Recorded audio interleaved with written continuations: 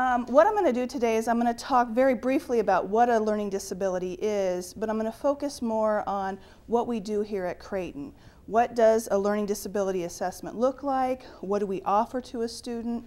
For those of you who are faculty or students, what kinds of things might you want to look for to see if this might be a service that you would be interested in and that might be helpful? What I thought I'd do is I'd start off with a little test and stretch ourselves a little bit. So if you drove a bus with 43 people on board from Chicago and stopped at Pittsburgh to pick up 7 more people and drop off 5 passengers, and at Cleveland to drop off 8 passengers and pick up 4 more, and eventually arrive at Philadelphia 20 hours later, what's the name of the bus driver? Any brave souls? Well, we don't know because it's not part of the information that was given.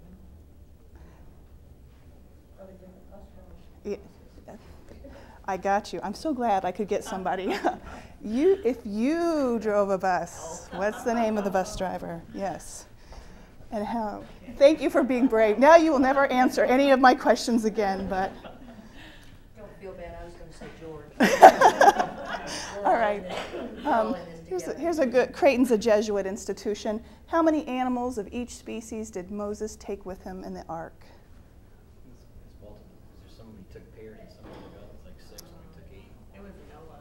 Yeah, I was gonna let her redeem herself on this one. That's right, it was Noah. So I had a good time last night picking these out with my husband. So, all right, and a little cartoon humor. It's about Benny, doctor. He just came home from school with an IQ of 104. Should I put him right to bed? All right. So again, the goal of our assessment process here at Creighton is we want an accurate diagnosis, we want an accurate referral. What we really want is the success of our students. And in particular, we want to help students so that they can demonstrate what they know in the courses that they're taking. So for example, somebody just told me yesterday how much it costs to be a student at Creighton.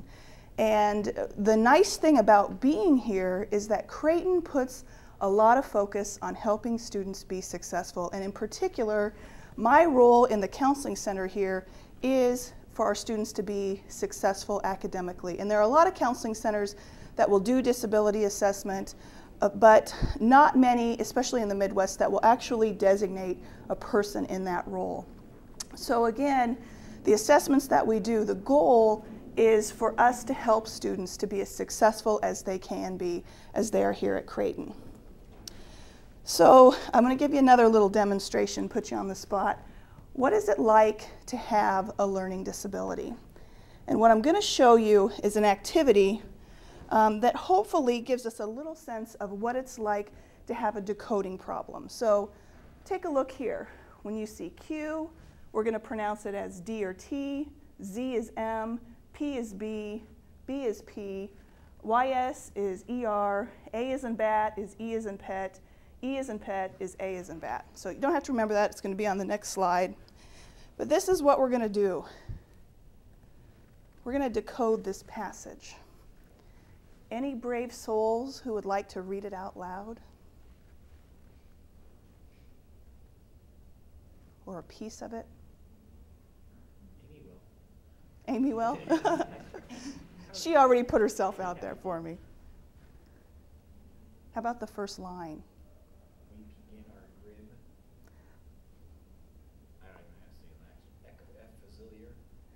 Let's decode it. Because we begin our trip. What's E? E is A is in bat. At a familiar place.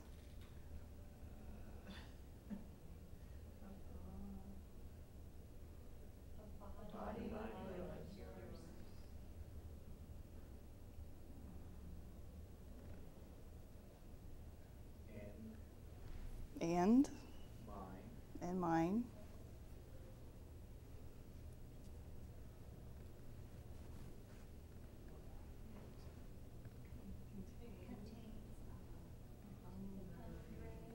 $100. I think you see the point, right? In fact, I'm going to put you out of your misery right now, and we begin our trip at a familiar place, a body like yours and mine. It contains 100 trillion cells that work together by design, and within each one of these many cells, each one that has DNA, blah, blah, blah. And I stopped typing at that point because it was even challenging to write and try to decode it at the same time. So what we see here is if we have a student who may have a decoding problem, which might result in a reading disorder, this is what it's like for them to sit down and try to read our test questions, for example. Took us a lot longer to try to decode it when we saw it the first way. The second way was much, much more easy. And if you're interested, this is from the pbs.org website. It's Misunderstood Minds. And in fact, if you really are interested, if you go to their site, they have examples of what it's like to have a reading problem, what it's like to have a math problem, what it's like to have ADHD. And in fact, they have some really, really interesting experiential examples that you can try if you really want to step into the shoes of somebody who might be having one of those concerns. So what is a learning disability? If you have a learning disability, it means that the individual learns differently, often with more struggle. And it may impact how an individual processes information, they receive information, they store information. And what are our college students doing every day? They're receiving information, they're storing information, they're processing information.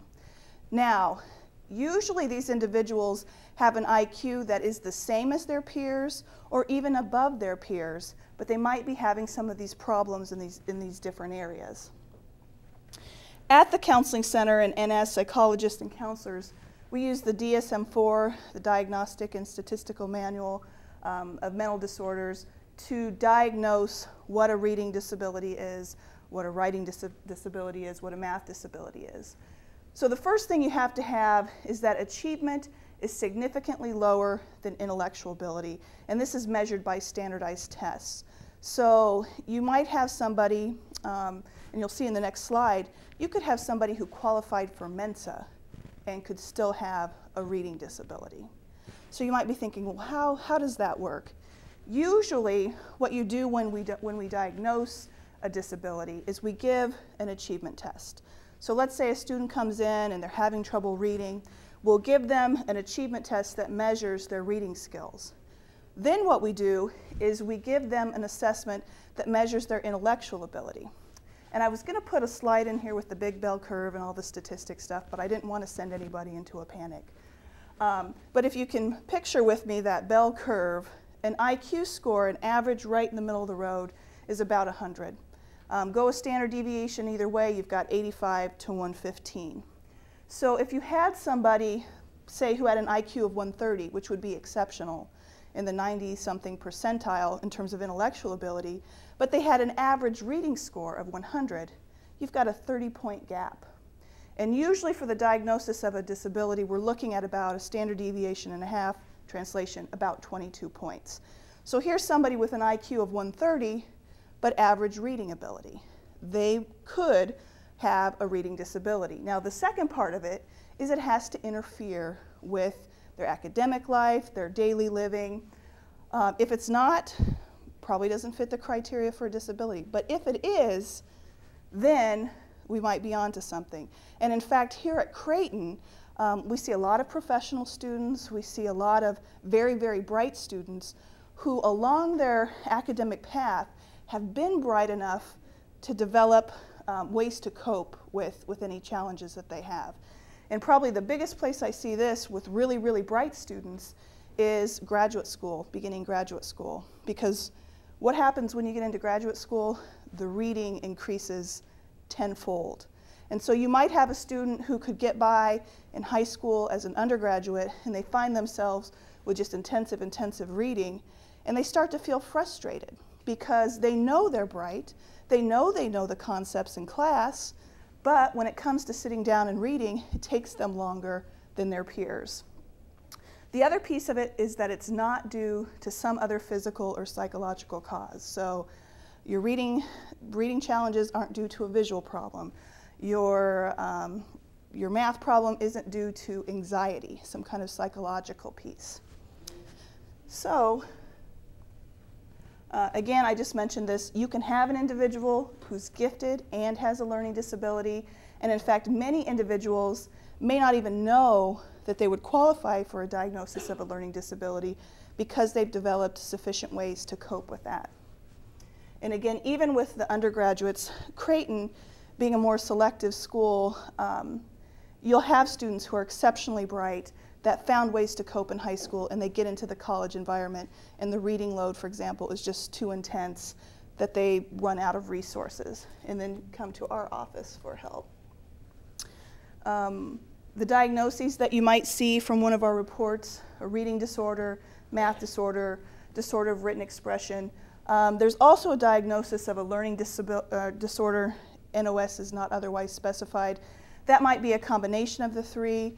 It might be some working memory problems, that kind of thing. From our office, I would say I very, very rarely use the bottom one unless there's really some kind of deficit from the testing that we have and the student is really, really struggling.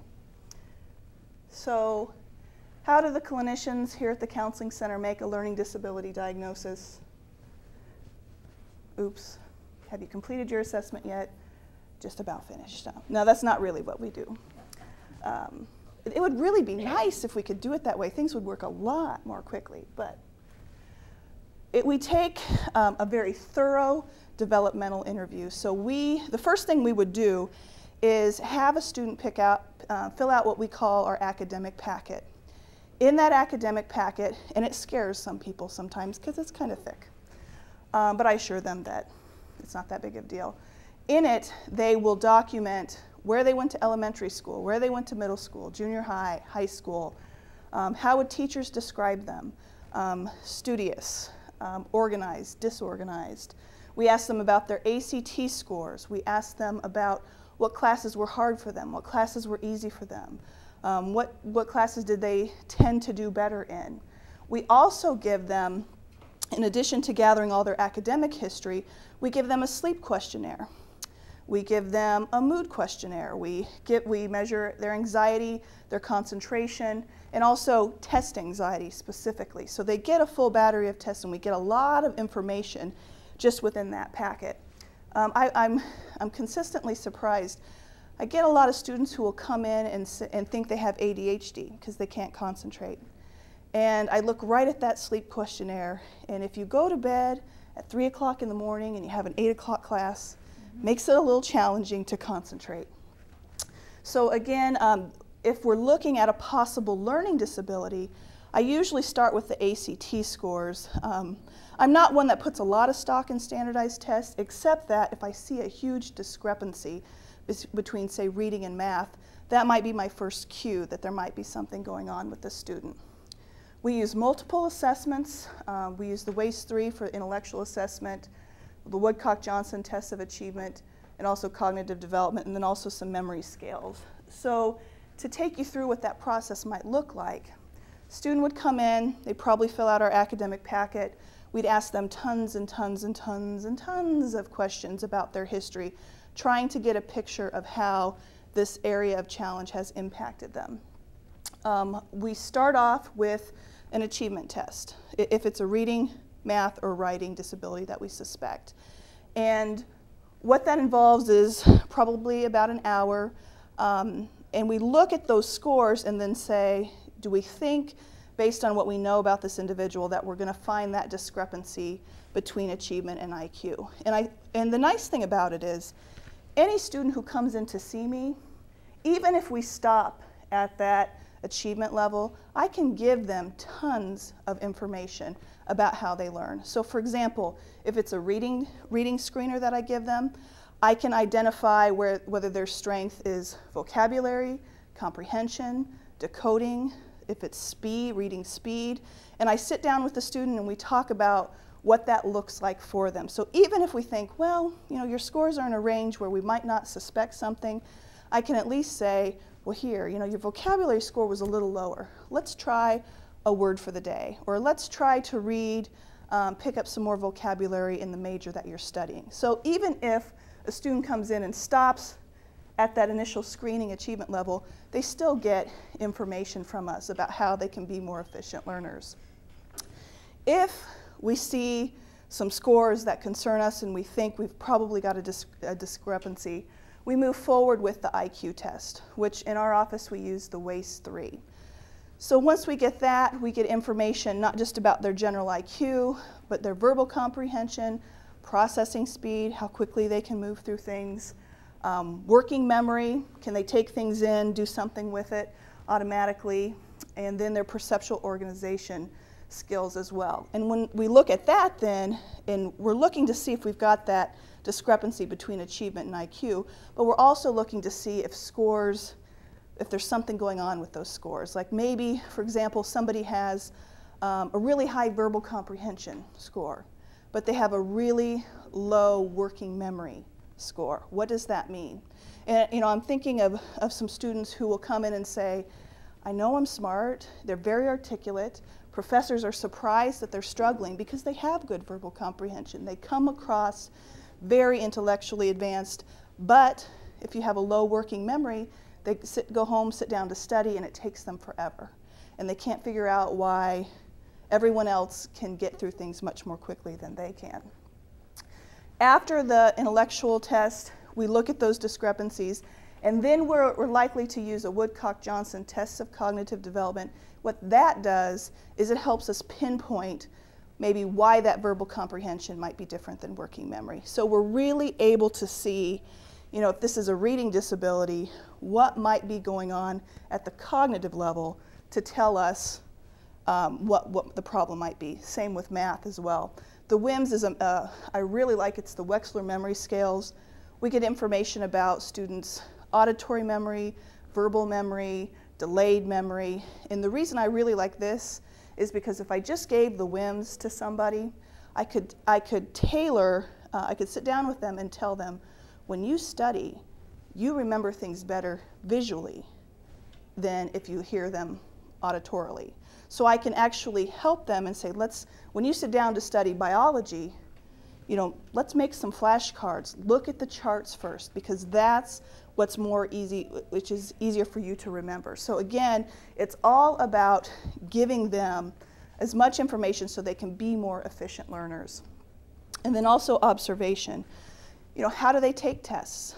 I can think of an individual who was getting ready to take the MCAT. And so we did a reading screener just wondering why she always had trouble with the comprehension part. And so what I did was I observed her taking the test. Her scores were fine, but what she was doing was she wanted to read the complete passage thoroughly, memorize it, taking extra time there so that she wouldn't have to turn back and every time she answered a question. But what she was doing was when she answered a question, she looked back anyway. So she thought she was saving herself time, but she really wasn't. So again, when we do this, I'm always making notes about students' frustration levels, when that happens, because again, I can think of another individual who said, is this timed? And as soon as I told her no, then she relaxed and started getting more items right. So again, we use the observation piece as well when we diagnose. This is an example. You probably can't see it very well. It's not filled out. But a student who goes through the cognitive battery process with me, when we come to the end, we may have a diagnosis, we may not. And in fact, it's not uncommon. Sometimes it hurts a little to think, oh, I just paid this money for this assessment because I want accommodations, but they don't have the disability. But what they get from me is I put a list of their strengths. That's based on the assessment material. It's also based on what I've observed and what I've learned about them. Their challenge areas, so what are some things that they need to watch out for when they study. And you'll see along the side, if one of their learning concerns was reading, then along the side I have some suggestions for them of what they might do. Read out loud, use a word for the day, use muscle reading techniques, take a reading class, use a peer tutor. And this is pretty overwhelming on this side, so what I have them do is go through and say, what do you think you might try? So if they have a reading problem, and again, maybe they have a reading disorder, maybe they don't, what are some study things that you might actually use and do? So they go through, and I have them circle a couple from the different areas, and then we meet back in about 2 weeks and see, was this effective, was this not effective? The other thing I'll have students do is I'll tell them to bring in their syllabi from all their courses. And then we can go back to the testing data, we can look at course objectives, they can talk to me about what the tests have looked like, how the professor asked questions, and looking at their testing data, we can come up with a plan about how they might study for a particular class.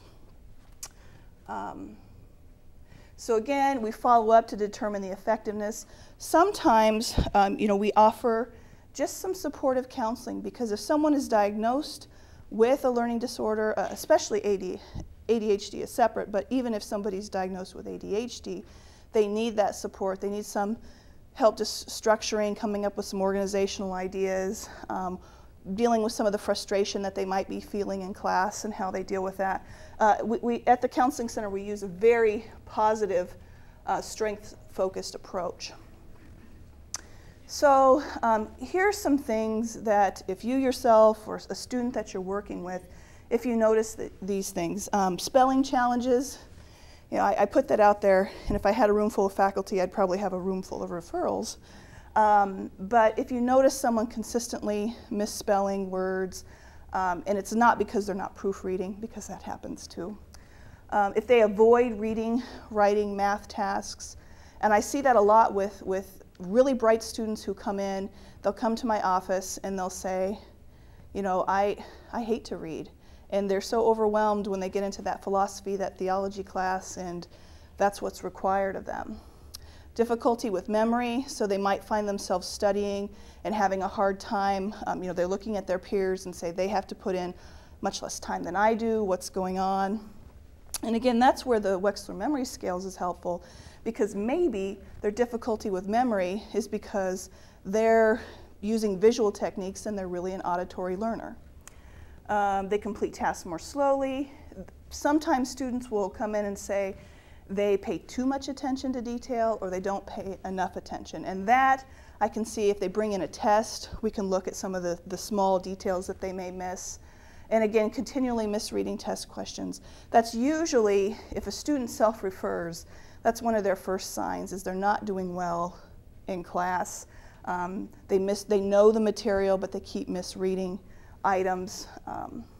I sometimes think I should go to like the organic chemistry class and offer a support group for all of those students. So how would you make a referral to us? The Counseling Center is in 203 Brandeis Hall. There's our phone number. A screening is free. Any Creighton student who even just want to know a little bit more about their reading ability or their math ability could come in. We could give them those assessments, sit down with them, talk about where the strength is, where the challenge area is. That costs no money at all to them. If we look at it and we think, well, there might be something here, there is a fee for that. Right now, we'll do learning disability assessments for $400. ADHD assessments are $200, which is substantially below community rates, which could run you several $1,000s. In fact, I was looking at a website, and I think it was $2,000 for the process, $175 an hour to go to schools or for consultation, and I thought, man, I need to get a job somewhere else, But the great thing about it is, sometimes it is a little bit of a financial burden for students, but they have access to our services as long as they are Creighton students. So if a student comes in as a freshman, maybe we do some testing, maybe there's a diagnosis, maybe there isn't. Let's say they come in as a junior and say, I'm in this physics class and it's kicking my butt. We can go back to the data, we can come up with a plan, we can do more testing at no extra cost if maybe we want to do some more memory testing, that kind of thing. But again, our goal in the Counseling Center, and I think what makes us a little different, is we're not just about diagnosis. We're about helping that student find their strengths, pulling from the data and trying to figure out how can you work best in the classes that you're in here at Creighton. So again, we're also open to consultation for faculty if you have students struggling. for students themselves who just want to know. Even the academic packet gives us a lot of information about what might be going on with a particular student. And if I had to guess, I would say maybe half the students that come in thinking they have a learning disability maybe really do. And I'd say for me personally, for ADHD, it's even less than that, because we're able to find other problems that might be causing the concentration struggle other than a diagnosis of ADHD.